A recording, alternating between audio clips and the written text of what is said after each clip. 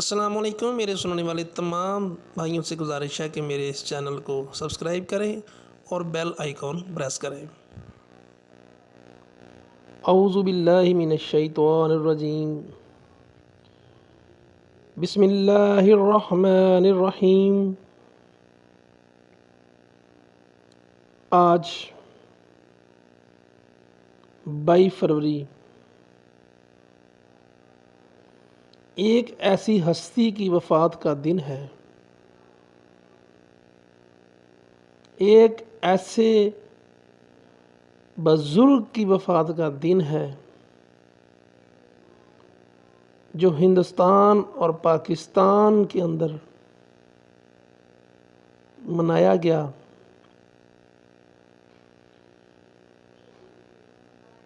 وہ ہستی جس کی وفات پر پورا ہندوستان رو پڑا، اس کی تاریخ، اس کی زندگی پہ چند الفاظ بندہ نچیز آپ کی نظر کرے گا۔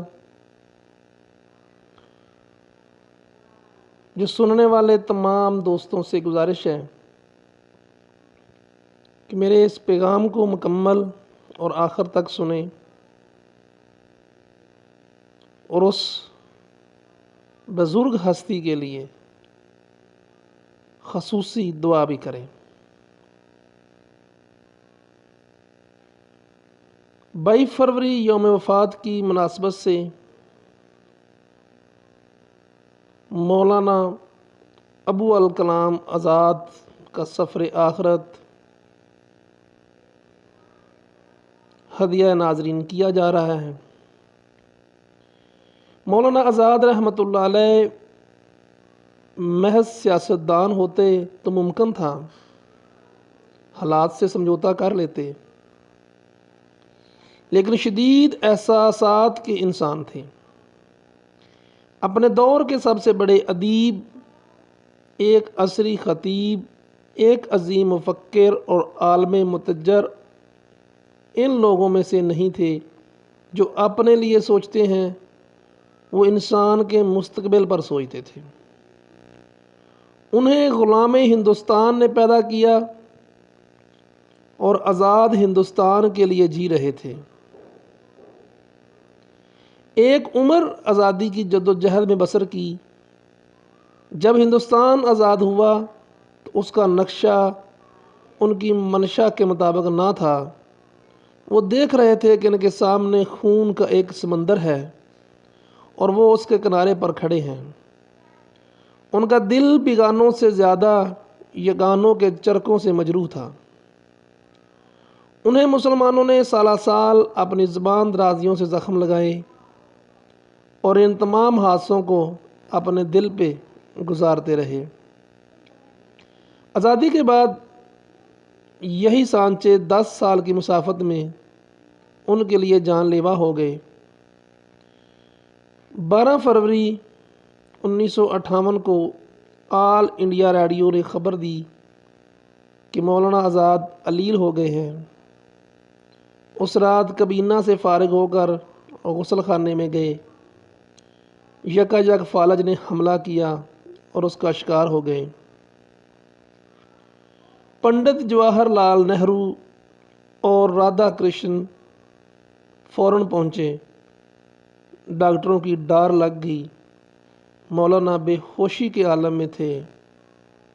ڈاکٹروں نے کہا 48 گھنٹے گزرنے کے بعد وہ رائے دے سکتے ہیں کہ مولانا خطرے سے باہر ہیں یا خطرے میں ہیں۔ ادھر آل انڈیا ریڈیو نے بر اعظم میں تشویش پیدا کر دی اور یہ تاثر عام ہو گیا کہ مولانا کی حالت خطرے سے خالی نہیں ہے۔ ہر کوئی ریڈیو پر کان لگائے بیٹھا اور مضطرب تھا۔ مولانا کے بنگلے میں ڈاکٹر راجندر پرساد، صدر جمہوریہ ہند، پنڈت جواہر لال نہرو، وزیر اعظم، مرکزی کابینہ کے ارکان، بعض صوبائی وزرائے اعلیٰ اور اکابر علماء کے علاوہ ہزارہ انسان جمع ہو گئے۔ سبھی پریشان تھے۔ 19 فروری کو موت کا خدشہ یقینی ہو گیا۔ کسی کے حواس قائم نہ تھے۔ पंडित जवाहरलाल नेहरू रुफ़क़ा समेत अश्कबार चेहरे से फिर रहे थे। हर कोई परेशान था। हिंदुस्तान भर की मुख्तलिफ शख्सियतें आ चुकी थीं। जब शाम हुई हर उम्मीद टूट गई। इशा के वक़्त से कुरान ख़वानी शुरू हो गई। मौलाना हफीज़ुर रहमान सोखारवी रहमतुल्लाह अलैह, मौलाना मोहम्मद मियाँ मुफ्ती अतीकुर रहमान रहमतुल्लाह अलैह, सैयद सबी अल हसन, मौलाना शाहद फ़ाखरी और 20 उलमा हुफ़ाज़ तिलावत कलाम पाक इलाही में मशगूल हो थे। आखिर 1 बजे शब सूरत यासीन की तिलावत शुरू हो गई और 22 फरवरी को 2:15 पर मौलाना की रूह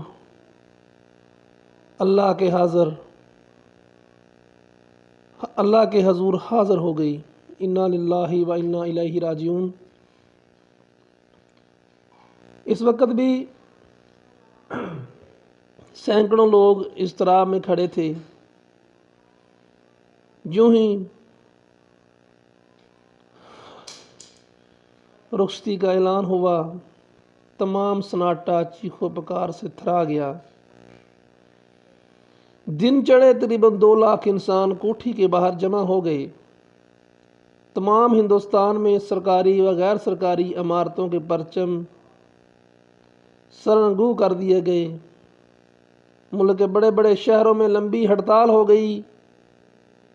दिल्ली में हू का आलम था, हत्ता कि बैंकों ने भी छुट्टी कर दी। एक ही शख्स था जिसके लिए हर मज़हब की आंख में आंसू थे। बाल्फाज दीगर मौलाना तारीख़ इंसानी की तनहा मुसलमान थे जिनके मातम में काबा बुतखाना एक साथ सीना कोब थे।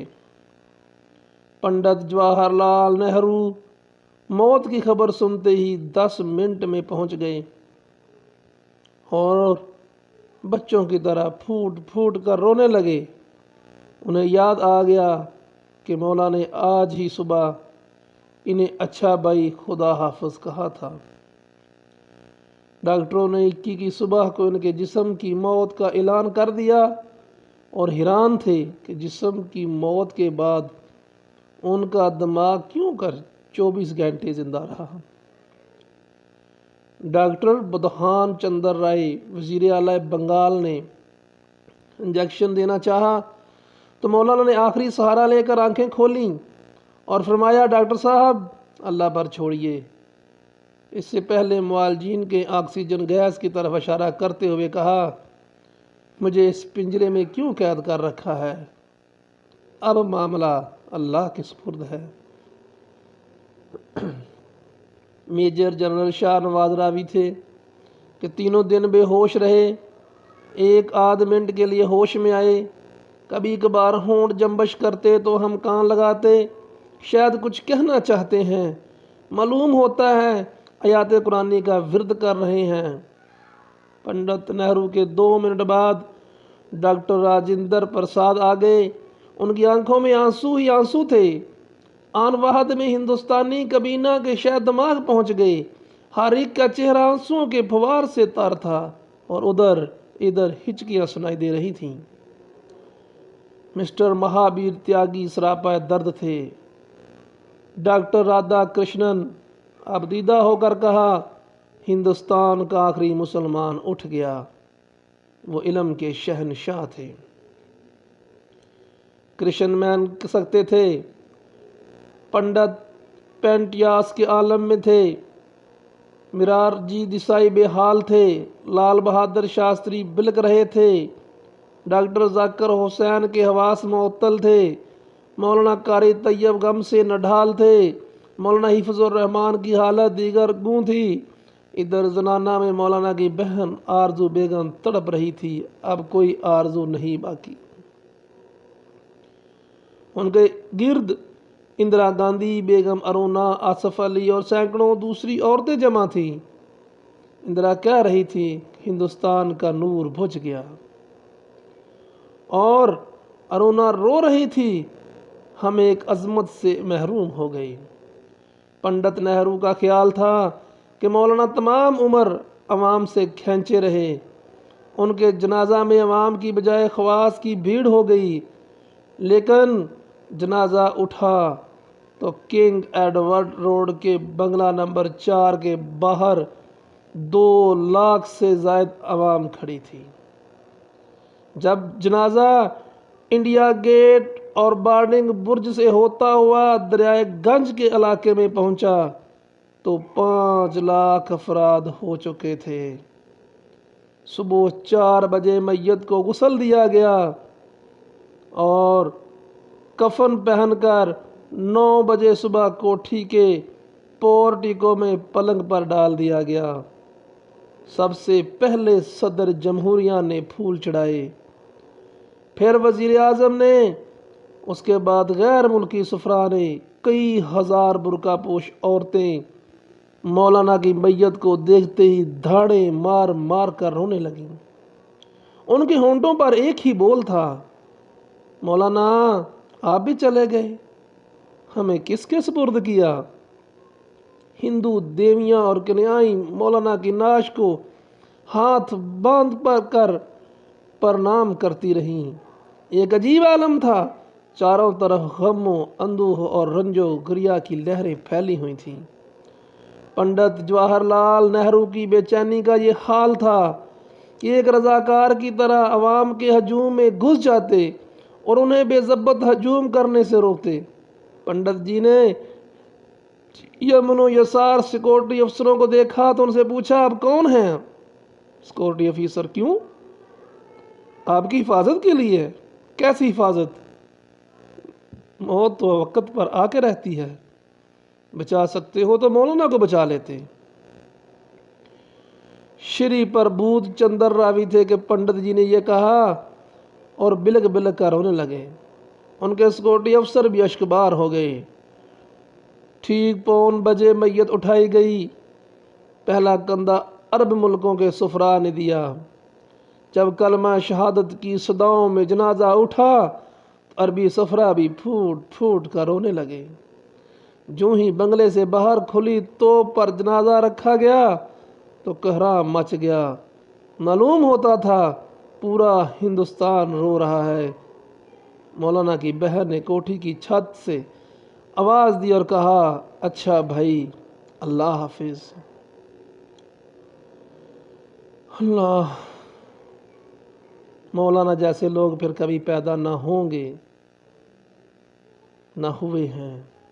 ہم تمہیں کبھی بھول نہیں سکتے۔ مولانا کی لاش کو کوٹھی کے دروازے تک چارپائی پر لایا گیا۔ کفن کھدر کا تھا، جسم ہندوستان کے قومی پرچم میں لپٹا ہوا تھا، اس پر کشمیری شال پڑا تھا۔ جنازے پر نیچے دلی کی روایت کے مطابق غلاف کعبہ ڈالا گیا۔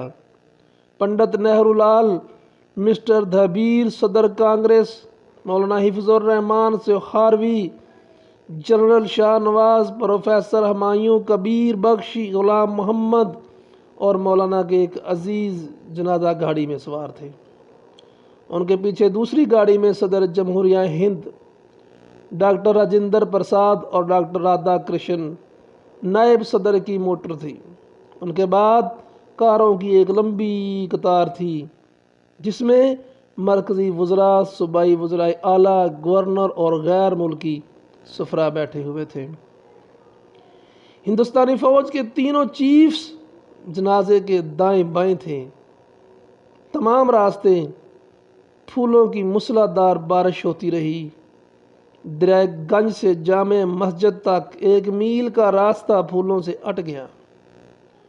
جب لاش لحد تک پہنچی تو ایک طرف علماء حفاظ قرآن مجید پڑھ رہے تھے، دوسری طرف اکابر فضلاء سر جھکائے کھڑے تھے۔ اس وقت میت کو بری فوج کے 1000 نوجوانوں، ہوائی جہاز کے 300 جان بازوں اور بحری فوج کے 500 بہادروں نے اپنی عسکری بانگ پن کے ساتھ آخری سلام کیا۔ مولانا احمد سعید دہلوی صدر جمعیت علماء ہند نے 2:50 پر نماز جنازہ پڑھائی، پھر لحد میں اتارا۔ کوئی تابوت نہ تھا اور اس طرح روئے کہ ساری فضا اشکبار ہو گئی۔ تمام لوگ رو رہے تھے، آنسو تھمتے ہی نہ تھے۔ مولانا کے مزار کا حدود دود ماند کی تحت درج ہے۔ مختصر یہ کہ جامع مسجد اور لال قلعہ کے درمیان میں دفن کر دیے گئے۔ مزار کھلا ہے، چاروں طرف پانی کی جدولیں اور سبزے کی روشنیں۔ راکم جنازہ میں شرکت کے لیے اسی روز دلی پہنچا۔ مولانا کو دفنا کر ان کی کوٹھی میں گئے۔ کچھ دیر بعد پنڈت جواہر لال نہرو آ گئے اور سیدھا مولانا کے کمرے میں چلے گئے۔ پھر پھولوں کی اس روش پر گئے جہاں مولانا ٹہلا کرتے تھے۔ ایک گچھے سے سوال کیا، کیا مولانا کے بعد بھی مسکراؤ گے؟ اللہ تو آگے بڑھ کر اداب بجا لایا، کہنے لگے، شورش، تم آ گئے مولانا سے ملے۔ راکم کی چیخیں نکل گئیں۔ مولانا ہمیشہ کے لیے رخصت ہو چکے تھے اور ملاقات صبح محشر تک موقوف ہو چکی تھی۔